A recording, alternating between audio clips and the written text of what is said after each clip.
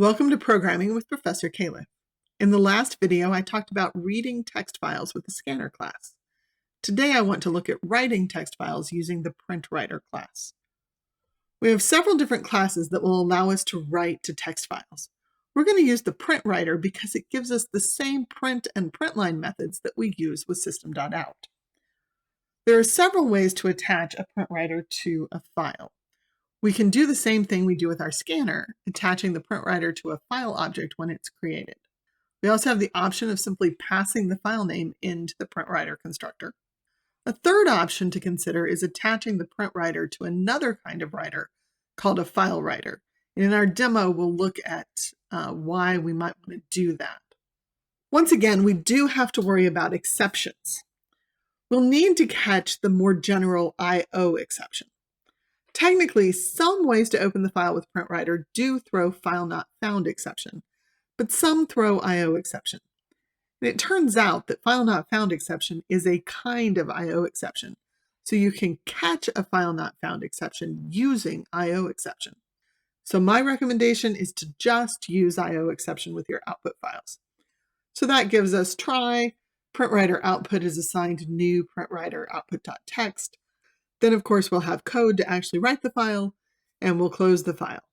Then we catch I/O exception E, system.out.println, error opening output.txt, and then we have e.getMessage. We can actually find out what the message is from the exception. E here is just an object of type I/O exception. And then we're quitting because we don't know what we're doing. Obviously, this could be something else where we ask for a different file name, do something else, but in this case, we're assuming we're just going to quit the program. Writing the data is pretty easy. You already know how to do it. We'll just use the same print and printline methods we've been using all along. There are some other options, so feel free to explore the documentation and see what those might be. As I discussed in the file concepts video, it is very important to close your output files.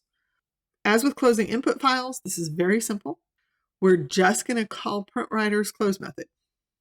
Before we head over to the demo, I should note that you will need to import all of these file-related classes. All are in the java.io package. Let's head over. Rather than Eclipse, I am going to start using Visual Studio Code for my demos in these videos. So one thing I should note, Visual Studio Code, free editor available from Microsoft, easy to download. Just go searching for Visual Studio Code, you'll find it. To use it with Java, you will want to enable some extensions, and you can do that. This is the Extensions tab. You can search for the extensions. So if you just go Java, that will actually show you what's available in the marketplace. So you see I have some things out here that are install. I recommend the key thing to do is to install this Java extension pack from Microsoft that supports most of what you really care about having to do with Java. You can explore other options, but I highly recommend just installing this if you're going to use VS Code with Microsoft. Okay. Where I want to start is I'm going to open a folder. So this is basically going to set up a workspace, or is a workspace for us to use. We don't have to do that to work with Java in Visual Studio Code, but it can be helpful to us. I've set up a folder called File Practice, and I have put a couple of little text files in it, one with some numbers and one that just has some text. So we can use that to try out our file reading and writing code. So I'm going to start by creating a new file for our program. And I will save that right away so that Visual Studio Code knows it's a Java file. So that's going to be file practice.java. Yes.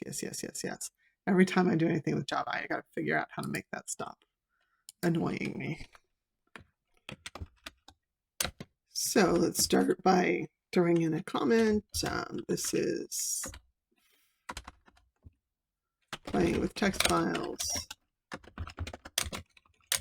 in Java.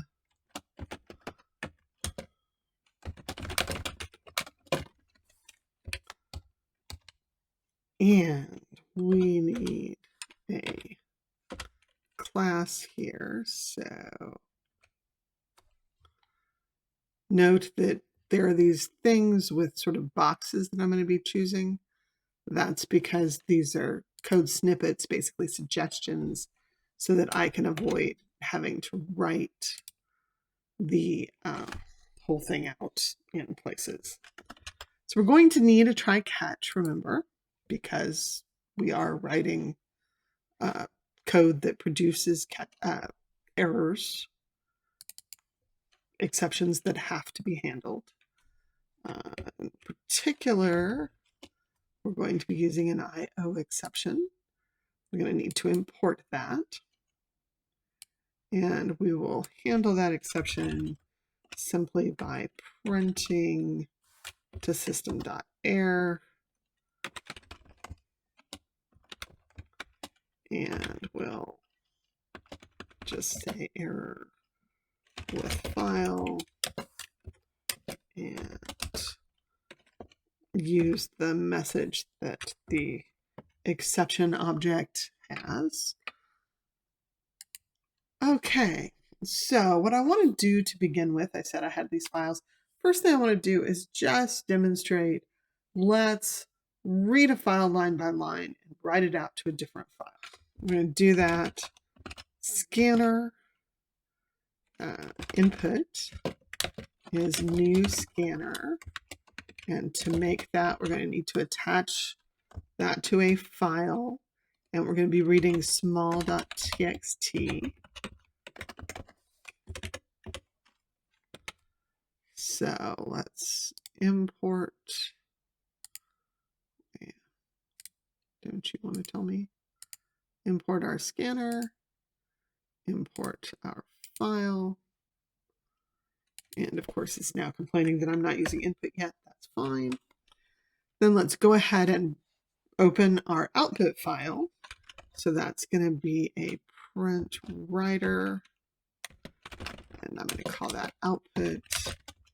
And I'm going to take the very simple approach of just giving it the file name. And we're going to just call that output.txt.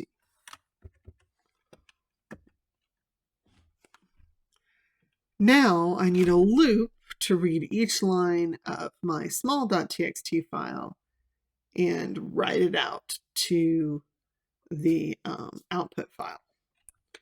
So to do that, remember, we're going to use this has next. In this case, specifically, has next line, because I want to read line by line. So as long as I have a line waiting for me, I'm going to read that line. I need to store it somewhere because I'm going to actually do this sort of step by step. So string the line is input.nextLine. So we can read a line just like we would read it if we had somebody typing it in a keyboard. And then I'm going to turn around and write that line to the file, the output file. Now notice that I do need to use print line here, because when we read the line, that string doesn't have the new line character at the end of it. So if we used print, well, actually, we'll check that out in just a minute. Now we need to close our files up. Input.close, and very importantly, output.close. So we have all of this. I want to format that code the way I like the code formatted. And let's make it run.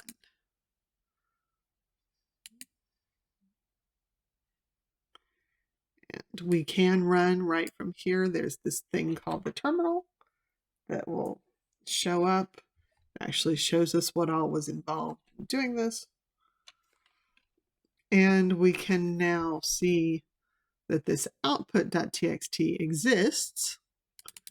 We can open it up and we can compare the two. And in fact, if we want to, we can actually do something kind of cool where we can compare and make sure they're the same.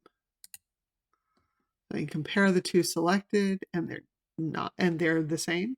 Notice that if I had made a mistake somehow, these two are somehow different, it will then show up, hey, these are the differences. So that's kind of a cool capability here. Okay, I do want to show you what would happen. Let's kill the comparison.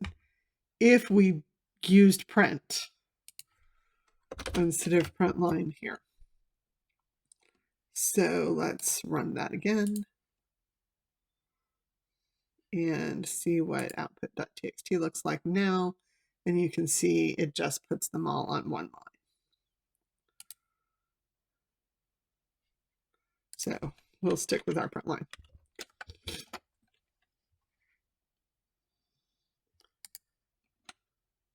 So now I want to show you doing this reading sort of item by item.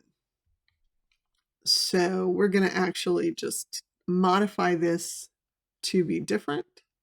So now we're going to read from data.txt and let's write out to numbers.txt.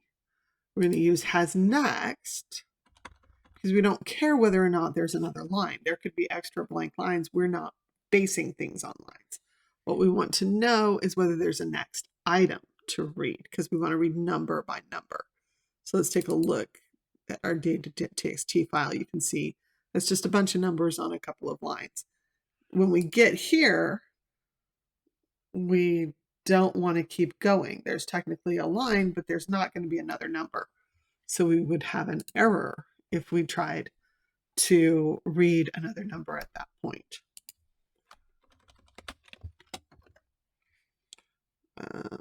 Since we're reading integers, we want this to be an int.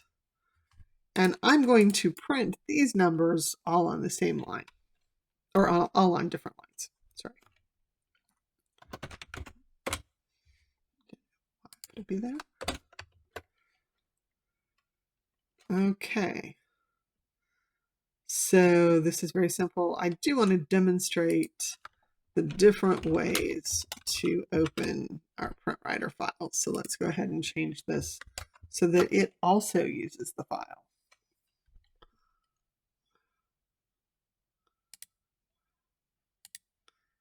And it's simply telling us, hey, you've got something here. Do you want to make this a constant something as opposed to just putting data in your program?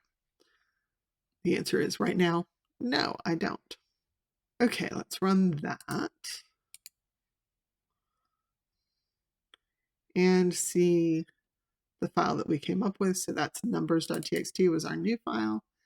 And you can see that it has the same numbers. Note, I can split the editor so that if I want to look at both my data.txt and my numbers.txt at the same time, I can easily do that and make sure that they're in the same order, same numbers. The only difference is that this one has them all each on its own line. Okay, let's look at what's going to happen if I make that mistake of using has next line here instead of has next. And what will happen is that we're going to get a no such element exception because we've read through, and when we get to that last item, there's no more item. There's a new line character, so there's a next line, but there's no int, so that doesn't work.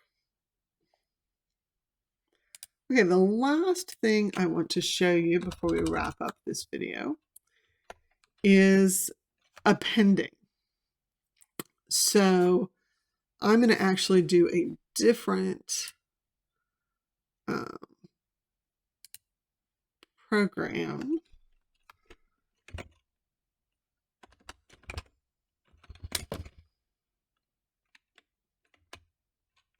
It's not a Java file yet. That's why. Save as appending.java, and it right away says, hey, you want to call this appending? And I do. So let's go ahead and put in main. And what I'm going to do here is I want to ask the user for a piece of information and then put it in a file. And I put them all in the same file. So let's see how we manage that. Get our try catch up here. I'm going to make this a PrintWriter.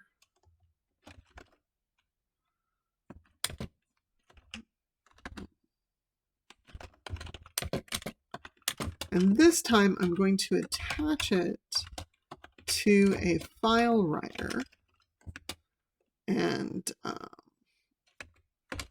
call that collected.txt. But I'm going to add another argument here that I'm going to make true.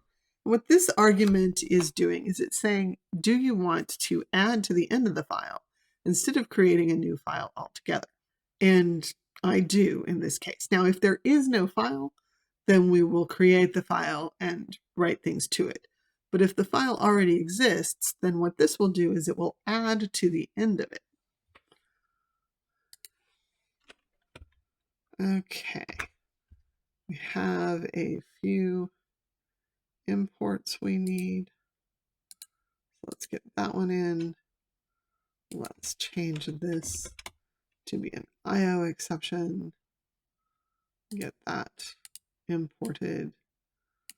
And system.out.run.error.println error with collected txt file. And go ahead and add our message to it and get out.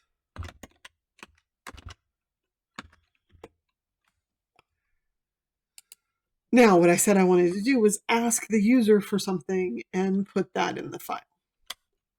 So let us do that. We're going to system.out.print.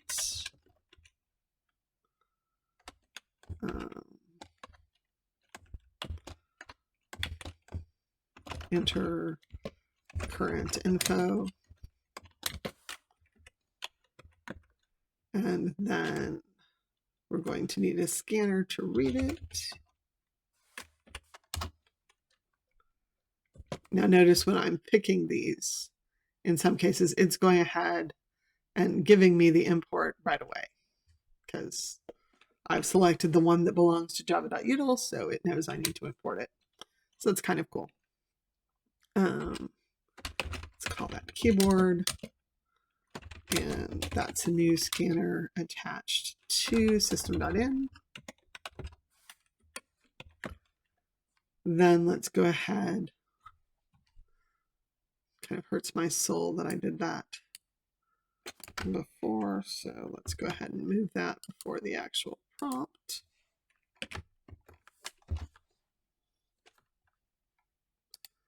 And format things. Let's do our read.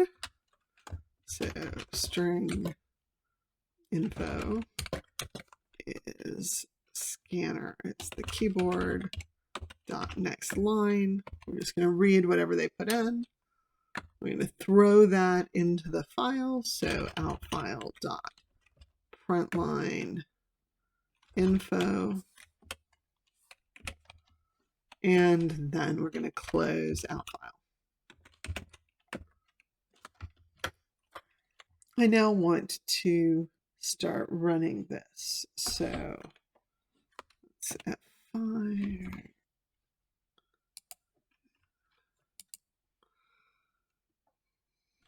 So down here, enter some info. So this is program run 1. Now, if we take a look, we have a new file, collected.txt, and it contains, this is program run 1. And I can even modify that. So I'm going to, this is randomly added data.